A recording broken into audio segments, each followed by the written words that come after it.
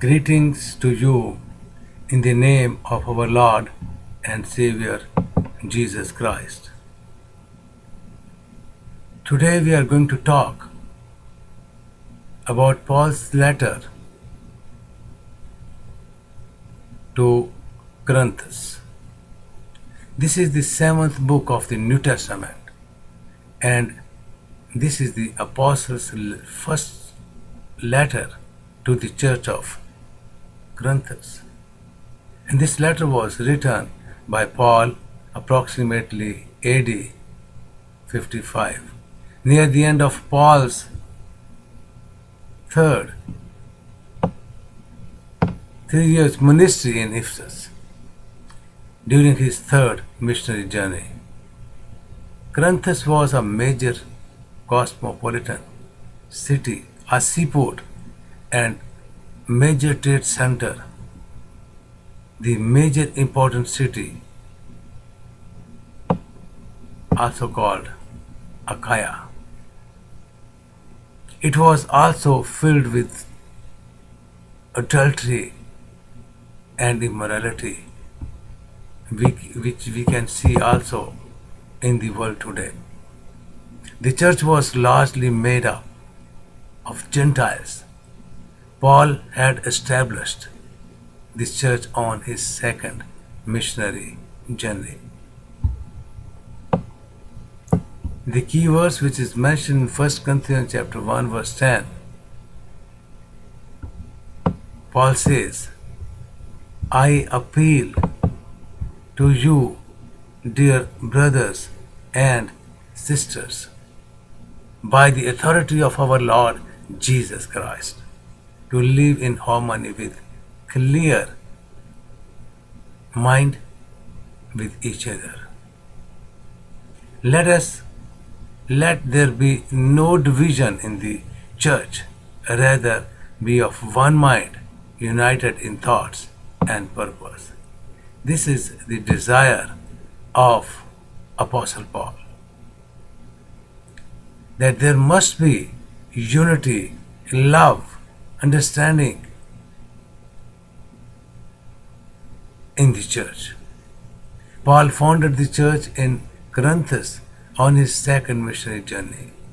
18 months after he left, arguments and division arose, and some church members slipped back into moral lifestyle, which is not pleasing and acceptable to Lord Jesus Christ. Paul wrote this letter to address the problems and to clear up confusion about right and wrong, so that they would remove the immorality from among themselves. The Corinthians people had a reputation for jumping from faith to faith. Paul wanted to keep Christianity from degenerating into another faith by saying, brothers and sisters, Paul is emphasizing that all Christians are part of God's family. Believers share a unity that runs even deeper than the blood of brothers and sisters.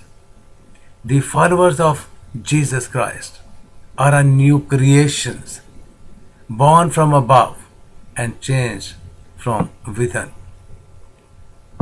with values and lifestyle that confronts the world and clash with accepted morals. True believers don't blend in very well. The Christian in Corinth were struggling with their environments, surrounded by corruption and every conceivable sin. They felt the pressure to adopt. But when people come to Jesus Christ, when people spend their lives according to Jesus Christ, then automatically changes happen in every person's life. They knew they were free in Christ, but what did this mean? What did this freedom mean? How should they view idols or sexuality?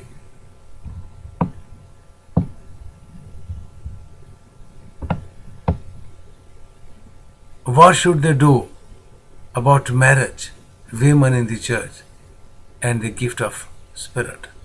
These were more than theoretical questions. The church was being undermined by immorality and spiritual immaturity.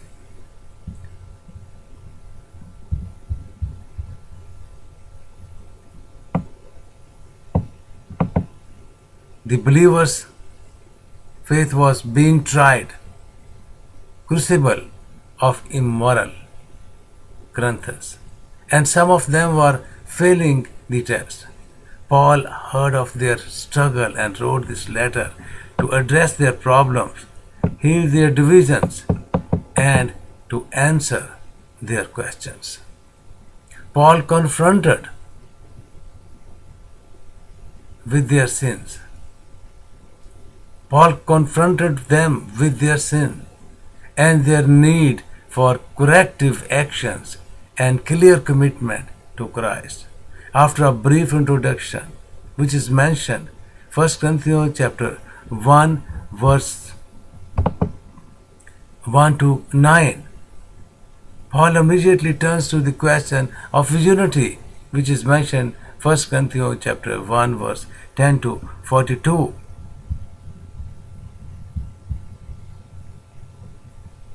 He emphasized the clear and simple gospel message around all believers should rely.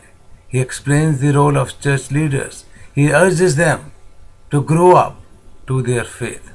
Paul then deals with the immorality of certain members and issues of lawsuits among Christians, which is mentioned in 1 Corinthians chapter 5 verse 1 to chapter 6 and verse 8.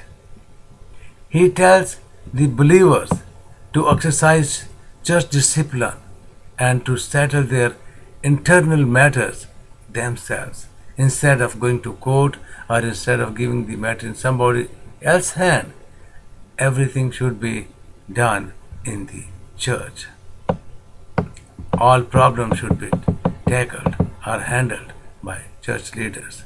Because so many of the problems in the Corinthian church involved sex, Paul denounces sex, sin, in a very strongest possible terms, which is mentioned in 1 Corinthians chapter 6, verse 9 to 20. Next, Apostle Paul answers some questions that Corinthians had.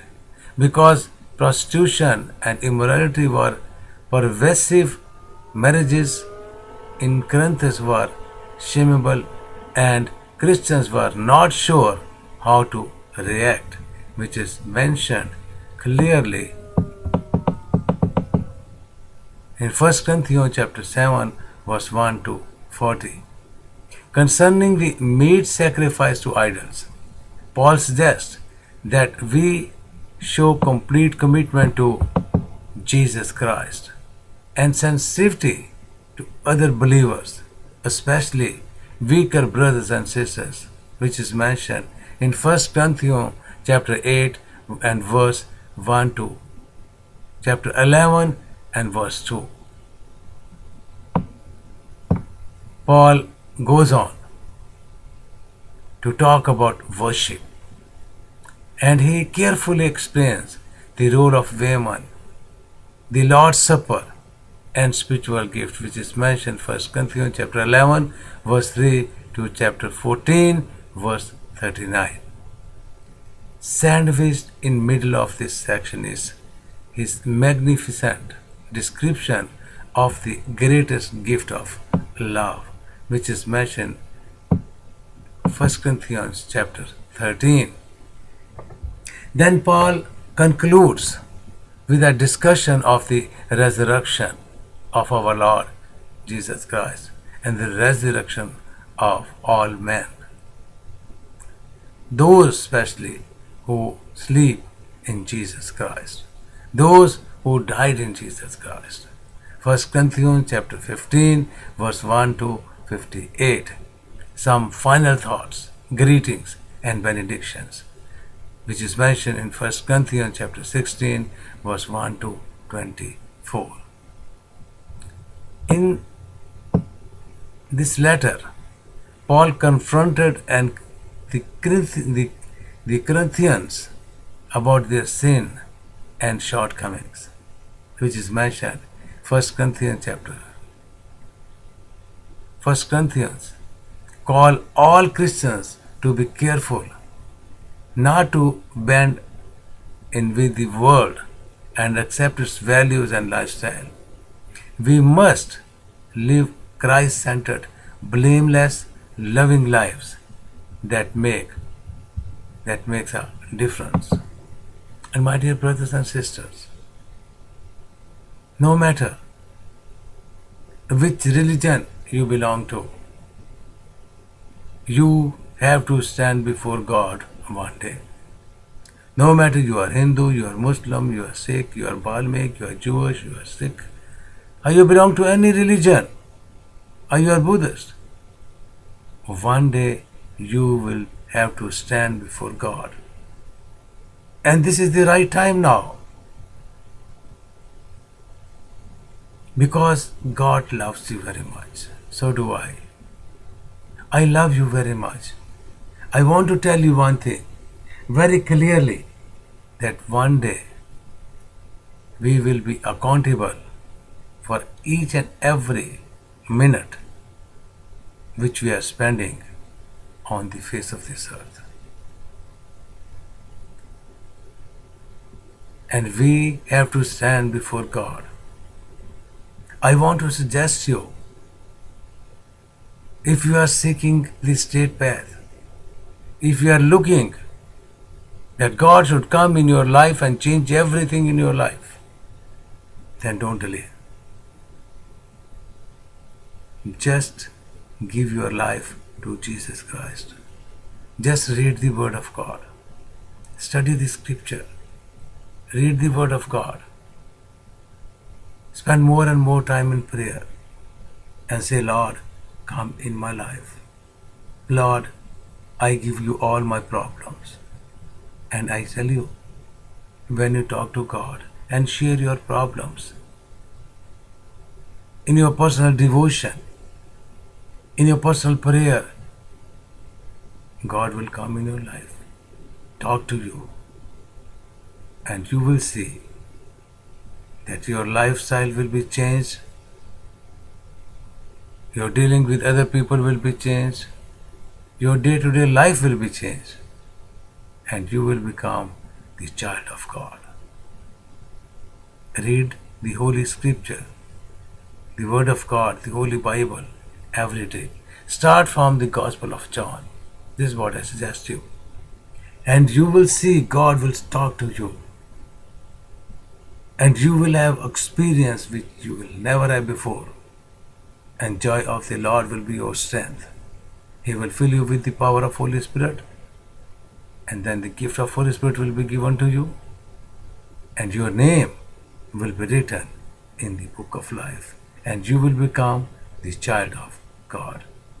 This is my prayer, that God give you strength so that you can take immediate action. And Christ will come in your life and bless you and change everything in your life. May the Lord be with you, and God bless you and keep you under His divine protection.